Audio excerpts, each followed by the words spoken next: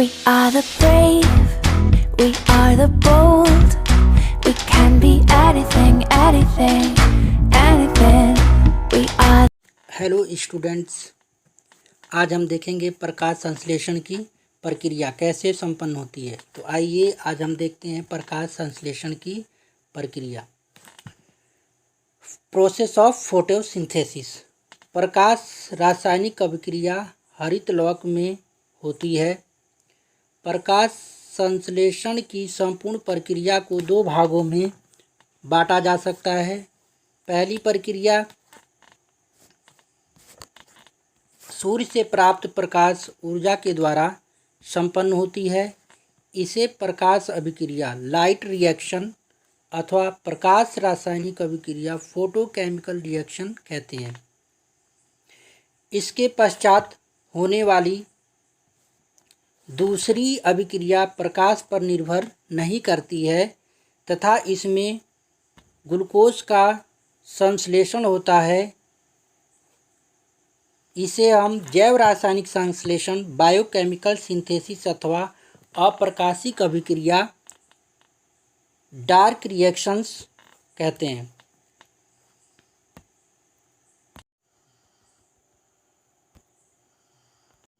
तो अब हम सबसे पहले देखते हैं प्रकाश रासायनिक अभिक्रिया फोटोकेमिकल रिएक्शन कैसे संपन्न होती है। प्रकाश रासायनिक अभिक्रिया हरित लवक के घरेना में होती है। प्रकाश संश्लेषण के प्रथम चरणों में पौधे के हरे भागों की कोशिकाओं में उपस्थित हरित लवक का प्रकाश संश्लेषी हरे रंग का पदार्थ क्लोरोफिल प्रकाश ऊर्जा का अवशोषण करता है, जिससे क्लोरोफिल के अणु ऊर्जित एनर्जाइज्ड अथवा उत्तेजित एक्साइटेड होकर इलेक्ट्रॉनों का उत्सर्जन करते हैं। इस प्रकार निकले ऊर्जावान इलेक्ट्रॉन हरित लवक क्लोरोप्लास्ट में उपस्थित इलेक्ट्रॉन ग्राहियों इलेक्ट्रॉन एक्सेप्टर्स की सहायता से एक यौगिक एडिनोसिन डाइफॉस्फेट को ऑक्सीकृत करके एडिनोसिन ट्राइफॉस्फेट में बदल देते हैं।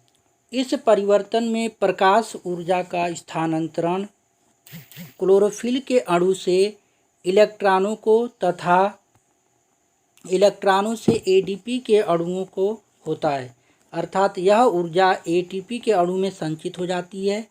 इस क्रिया को निम्न प्रकार से लिखा जा सकता है: ADP plus PO4 phosphate ion plus ऊर्जा इक्वल टू एटीपी। इसके अतिरिक्त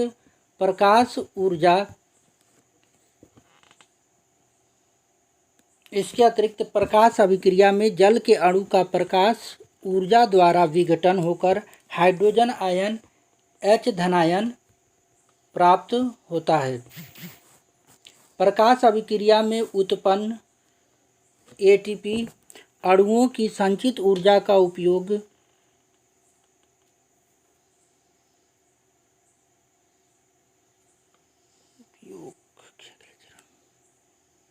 क्रिया के अगले चरण अप्रकाशिक अभिक्रिया की डार्क रिएक्शन में कार्बन डाइऑक्साइड तथा जल से ग्लूकोज के संश्लेषण में होता है। साथ ही इस प्रक्रिया में अवमुक्त hydrogen ion nicotinamide dinucleotide phosphate NADP अणुओं का अपचयन रिडक्शन करके अनाक्सीकृत अणु NADPH बनाते हैं। इनका भी उपयोग अप्रकाशिक अभिक्रिया में होता है। नेक्स्ट इसके बाद देखते हैं हम लोग अप्रकाशिक अभिक्रिया अथवा जैव रासायनिक संश्लेषण यानी कि डार्क रिएक्शन। प्रकाश संश्लेषण की अभिक्रिया एक जटिल अभिक्रिया होती है जो दो चरणों में संपन्न होती है। एक प्रकाश लाइट रिएक्शन प्रकाश रासायनिक अभिक्रिया फोटोकेमिकल रिएक्शन और दूसरी होती है डार्क रिएक्शन अभिक्रिया। डार्क रिएक्शन अभिक्रिया अप्रकाशिक अभिक्रिया अथवा जैव रासायनिक संश्लेषण। तो इसमें हम देखते हैं कि अप्रकाशिक अभिक्रिया हरित लवक स्टोमा अथवा पीठिका में होती है।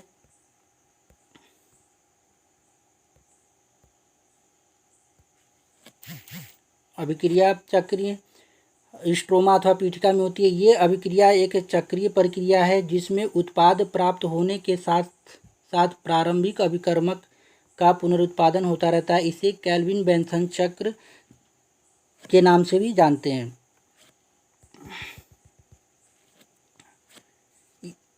प्रकाशहीन क्रियाओं के प्रथम चरण में वायुमंडल से कार्बन डाइऑक्साइड CO2 रंध्रों के माध्यम से पत्तियों में प्रवेश करती है।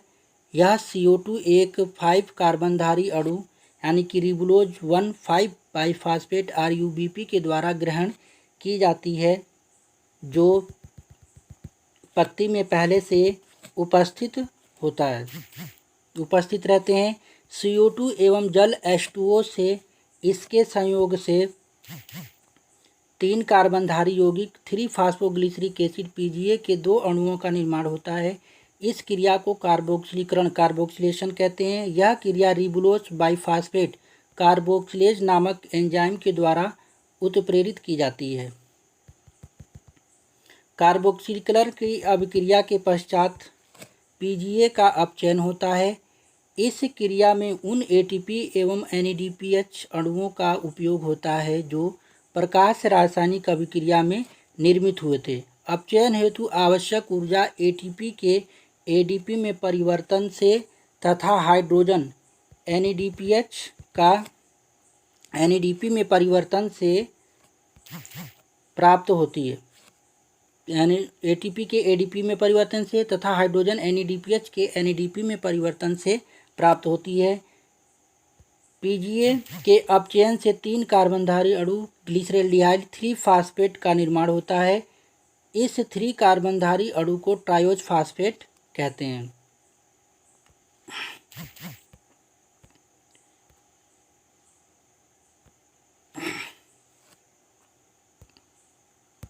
प्रकाश रासायनिक अभिक्रिया हरित लवक के ग्रेना में होती है, जबकि अप्रकाशिक अभिक्रिया हरित लावक की स्ट्रोमा में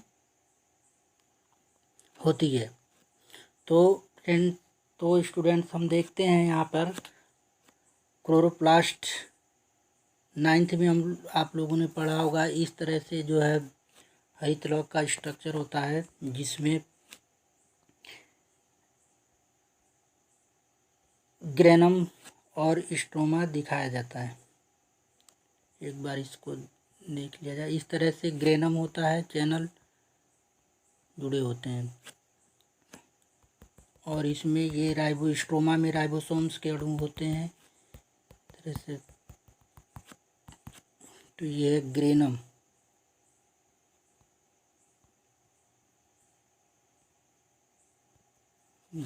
और ये होता है स्ट्रोमा। तो ग्रेनम के अंदर डार्क रिएक्शंस, ग्रेनम के अंदर जो है प्रकाशीय अभिक्रिया होती है, जिसमें इस ग्रेनम के अंदर हरित लवक यानी कि क्लोरोफिल के अणु होते हैं, जो प्रकाश संश्लेषण की क्रिया में प्रकाशीय ऊर्जा को अवशोषित करने में मदद करते हैं। दैन इसके बाद चलते हैं हम लोग प्रकाशीय अभिक्रिया। इसके बाद देखते हैं अप्रकाशीय अभिक्रिया अथवा जैव रासायनिक संश्लेषण कैसे संपन्न होती है। तो प्रकाशीय डार्क रिएक्शन में प्रकाशहीन क्रियाओं के प्रथम चरण में वायुमंडल से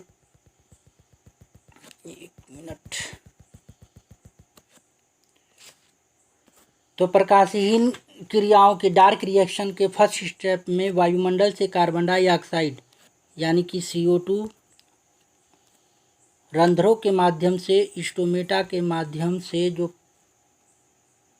से पत्ती में प्रवेश करती है। यह CO2 एक 5 कार्बनधारी अणु यानी कि रिबुलोज 1,5 बाईफास्फेट रूबलेज बाईफास्फेट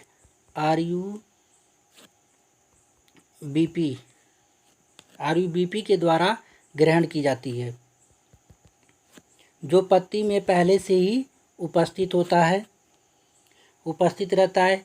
फिर CO2 एवं जल H2O से इसके संयोग से 3 कार्बनधारी यौगिक 3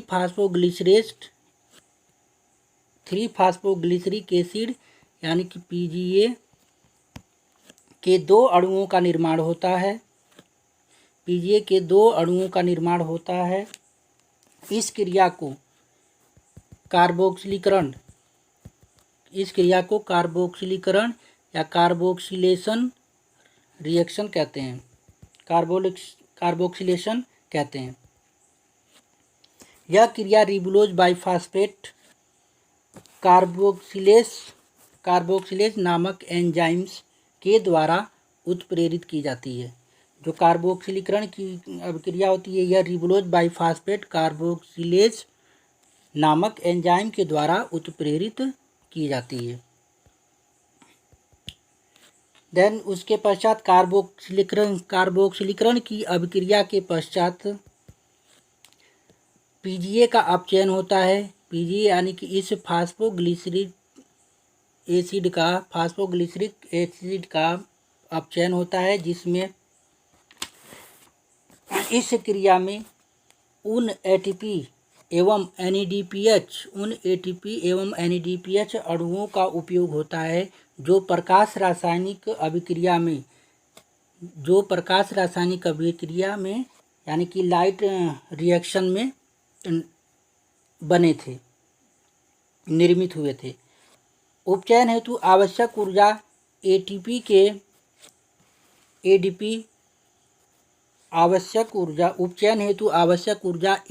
के ADP में परिवर्तन से तथा हाइड्रोजन NADPH का NADP में परिवर्तन से प्राप्त होती है। PGA के अपचयन से 3 कार्बन धारी अणु ग्लिसरैल्डिहाइड 3-फास्फेट का निर्माण होता है, जिसे हम ट्रायोस फास्फेट कहते हैं। इसके पश्चात अपचयन की क्रिया में ट्रायोस फास्फेट के निर्माण से बचे पदार्थ रिबुलोज 1,5-बाइफास्फेट का पुनरुत्पादन रीजेनरेशन होता है। यहाँ पर जो है ट्रायोस फास्फेट के निर्माण से जो बचे पदार्थों से रिबुलोज 1,5-बाइफास्फेट यानी कि यहाँ पे रीजनरेशन होता है और पुनरुद्भवन होता है रिबुलोज 1,5-बाइफास्फेट का। इसके लिए ATP की आवश्यकता होती है, जिससे एक फास्फेट मूलक तथा ATP की ऊर्जा का उपयोग पुनरुद्भवन से बने RUBP का प्रयोग पुनः चक्र को आगे बढ़ाने में होता है। उपर्युक्त चक्र में इस चक्र में बने ट्रायोस फास्फेट 3 कार्बनधारी के 2 अणुओं के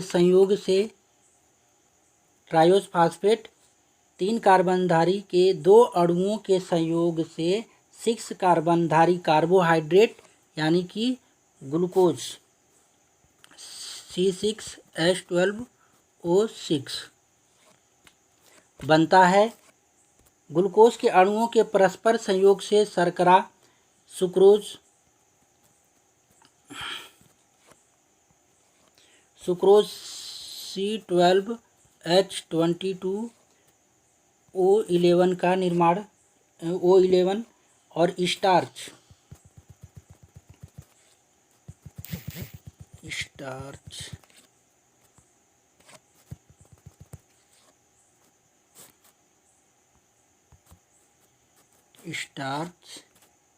C6H10O5 का होल एन सेलुलोज आदि का निर्माण होता है, जो पादप कोशिकाओं के भोज्य पदार्थ, पादपों में संचित खाद्य पदार्थ एवं कोशिका भित्ति बनाने में सहायक होती है।